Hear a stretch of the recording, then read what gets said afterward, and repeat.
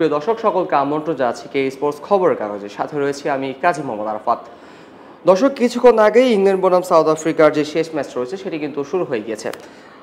ম্যাচের শুরুতেই ইংল্যান্ড যে ক্যাপ্টেন রয়েছে জস বাটলার আজকে তার শেষ অধিনায়কত্ব, অর্থাৎ আজকের ম্যাচের পর তিনি আর ইংল্যান্ড দলের হয়ে অধিনায়কত্ব করবেন না।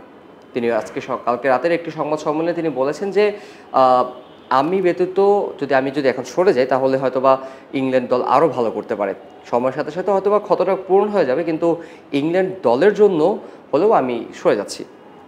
তো দর্শক বর্তমানে এখন আপনাদেরকে জানিয়ে দেবো যে ইংল্যান্ড দলের আজকের টিমটি। প্রথমে রয়েছে Ben Duckett, Phil Salt, Jamie Smith, Joe Root, Harry Brook, Jos Buttler, Liam Livingstone, Jamie Overton, Jofra Archer, Adil Rashid এবং সাদিক মাহমুদ। দর্শক এখন আপনাদের জানিয়ে দেব সাউথ আফ্রিকার যেই টিমটি রয়েছে। প্রথমে রয়েছে Tristan Stubbs, Ryan Rickelton, Rassie van Dussen, Aiden Markram, Heinrich Klaasen, David Miller, Wiaan Mulder, ম্যাক্রো Jansen, Keshav Maharaj, Kagiso Rabada এবং সর্বশেষ রয়েছে লুঙ্গি নিগডি।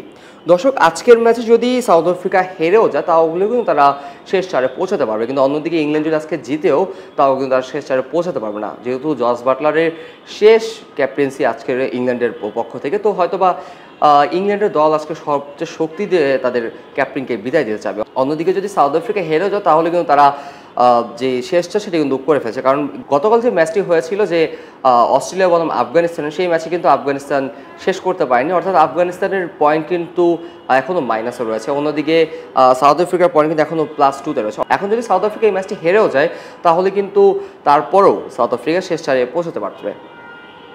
দর্শক এই ছিল আজকের ক্রিকেট আড্ডায়, এতক্ষণ সাথে ছিলাম আমি কাজী মোহাম্মদ আরাফাত। নিয়মিত সকল খেলার আপডেট পেতে আমাদের কে স্পোর্টস ফেসবুক পেজ এবং ইউটিউব চ্যানেলের সাথেই থাকবেন। খবরের কাগজ, নিখাত, নির্ভীক, নিরপেক্ষ।